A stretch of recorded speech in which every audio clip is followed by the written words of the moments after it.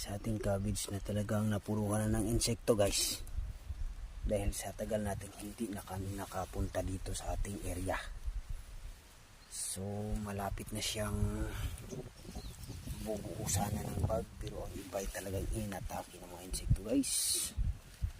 Ito ang pangyayari sa ating tanim na repolyo na hindi natin nabisita dahil nga medyo nabisi tayo sa ating pamumuhay noong nakaraang araw kasi nakakaratay sa ospital ang anak natin, kaya hindi tayo nakapunta dito. Sayang guys, sayang. Maganda pa naman sana ang bulas ng ating cabbage, kaya lang sinira ng insekto ang iba.